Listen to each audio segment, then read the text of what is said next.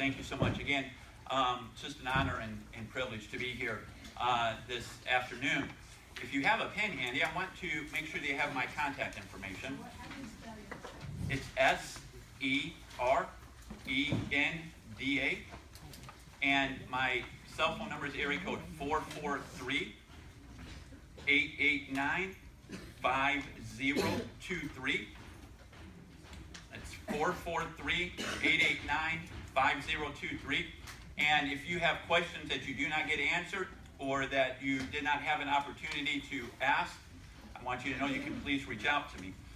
One of the reasons people always ask is, why would an individual who has never really been involved in politics get involved in a presidential campaign? And the answer is very simple. They are sitting in the back of that room. They are my daughters. They are our grandchildren. You see, everyone in this room has a story about why they're here and why they want this presidential election and a candidate who can win. And so I want to talk to you a little bit about some policies that I would imagine that there are some concerns about. You know, one of the things we were talking about before the meeting was Social Security. And that is an issue that I'm sure weighs heavy on people's minds across this country. And what are we going to do with Social Security? And how are we going to pay for it? Because unfortunately, we've allowed politicians in both parties to rob the funds that were promised to the citizens in this room. And so, what has Senator Cruz said and done about Social Security reform? Number one, he's made it abundantly clear that we should honor the commitment that we've made to our seniors across this country. And he will do that as president. So the question becomes, what do we now do for those individuals like myself, like Dwight, others that are in their 30s, 40s, and 20s? We are going to have to do some reforms, but we can do it without touching retirement or Social Security for anybody that is even remotely close to being able to take those benefits. Now, the question becomes, you have a program that is broke, right? That's going to be solvent in the near future, but you have additional people coming in and you want to keep it in place. So if we're going to pay for it, we have to find a way to do it. And that is why he has introduced a simple flat tax. That simple flat tax on the business side is going to allow companies or force companies to pay a 16% tax on their profits. And I'm going to get in the weeds a little bit, and I apologize, but I want to make sure you guys understand this. We're going to do 16% flat tax on corporations. Right now, we have corporations all across this country that pay zero taxes. Now, does anybody in this room think that it is fair that large corporations that make billions of dollars pay 0% tax? All right, no. Doesn't make sense, does it? Does it make sense that a small business owner that owns a pizza shop down on the corner where you buy your pizza from has to pay an enormous amount of taxes and fees and compliance? Is that fair? No. Why other companies, large companies, don't? Exactly. And Senator Cruz has spent his entire life, and a large portion of that, trying to level the playing field. So what he has proposed is eliminating all these crazy loopholes that these corporations drive through and allow them to pay zero taxes. And he says everybody that owns a business should pay the same tax. Do you realize that by doing that simple change in the tax code, you would be able to fund Social Security, Medicare, and Medicaid for everybody that is sitting in this room without raising our taxes, without trying to make promises that we know will never come true? You see, it's one thing to realize that we have a problem. It is another thing to be able to have solutions in order to solve the problems, right?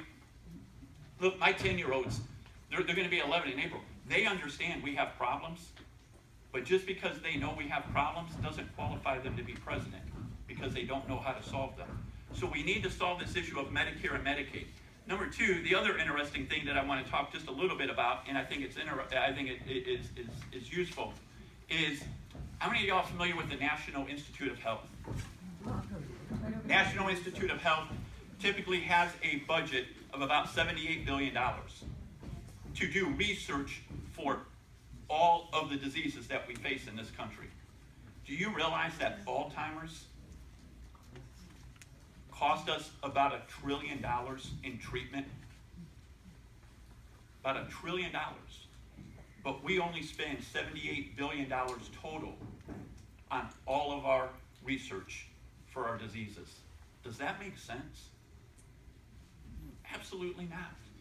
Senator Cruz has gone before and he has advocated for increasing funding for Alzheimer's research and for cancer research, because we understand that, listen, we cannot keep paying money to treat symptoms. We have to invest in a solution to the diseases that are destroying our nation, whether it's Alzheimer's, whether it's cancer, you name it. Listen, how many people in this room right now know somebody in their family that has suffered from Alzheimer's? Raise your hand. From your family, friends? Yeah. Listen, Alzheimer's touches all of us. And we need somebody who's going to be able to go to Washington, that's going to be able to work to get this stuff done. And so we need to focus on that. So how do we pay for it, right? Again, it's one thing to say we need to save Social Security, but we got to pay for it. We pay for it through a flat tax, through business, leveling the playing field. How do we increase funding for the National Institute of Health so we're not adding to our debt? We have to start cutting government. Listen, we cannot keep going to Washington and growing the size of government. It doesn't work. To my knowledge, and I could be wrong, Senator Cruz is the only person who's actually put pen to paper and outlined what federal agencies he would cut. They're on your table. There's 5 of them. The Internal Revenue Service. How many of y'all would love to see the IRS get abolished once and for all? Right? The Department of Education, taking that money and giving it back to the states. Listen, I homeschool my children. Senator Cruz has been an advocate of homeschooling to allow parents to take the money that they pay and send their children to any school that they want to. I mean, what a concept, right? Could you imagine? Do you know how we solve poverty in this country? We solve it by giving the children who live in the inner city an education. Look, I grew up in the inner city. I grew up in the worst part of Cleveland.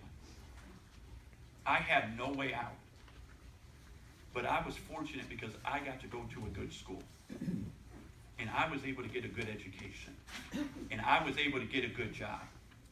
And because of that, I was able to get out when many of my friends were stuck in failing schools. We need to make sure that we are allowing parents to have control over where they send their kids to school. 3rd, Department of Energy.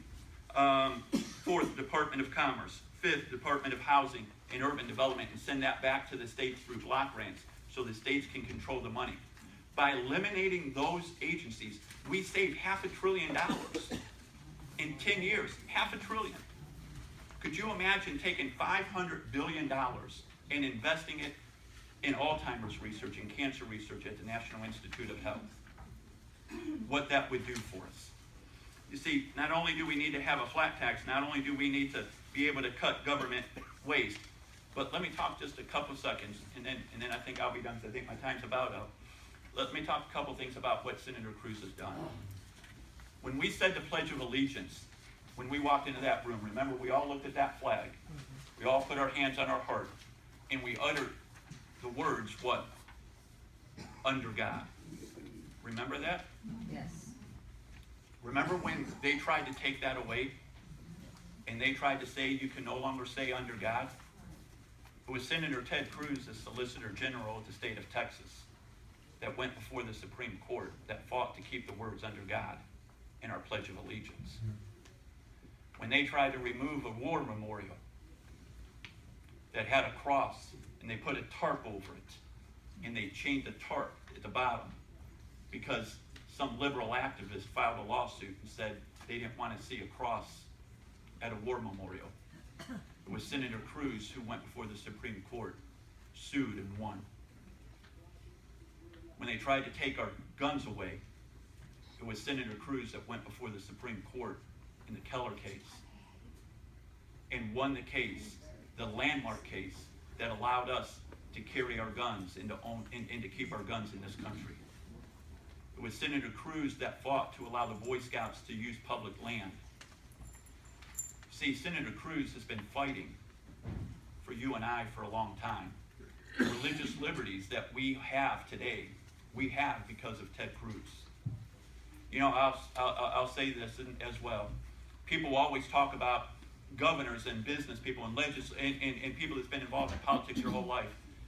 Look, Ted Cruz is the only person up on that stage that has legislative experience, judicial experience, and executive experience. He was the Solicitor General for the state of Texas.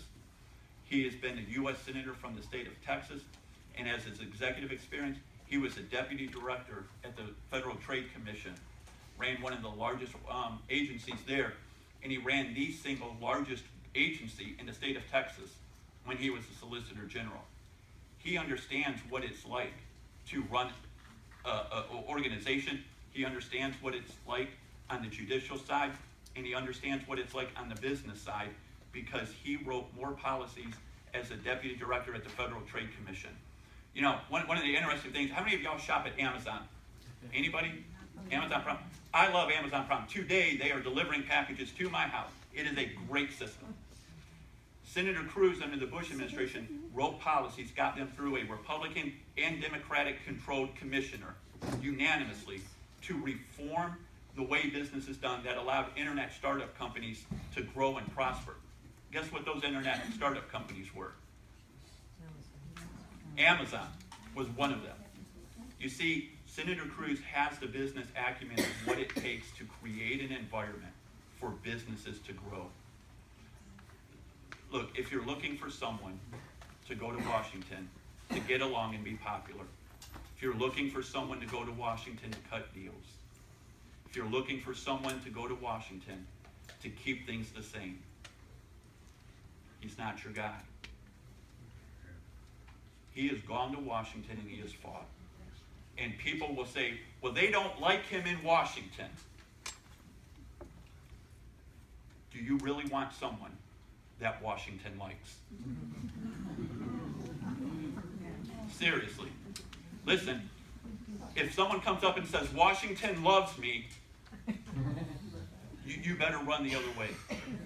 And when someone comes up and says, I'm going to go and I'm going to cut deals, you better hold on to your wallet.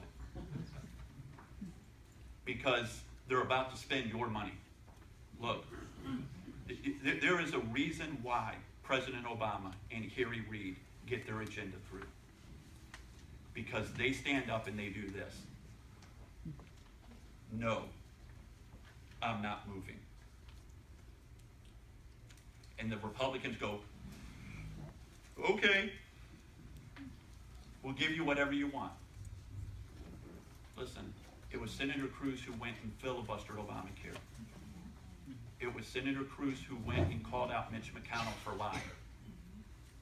It was Senator Cruz who stood up to his own party and called out the corruption.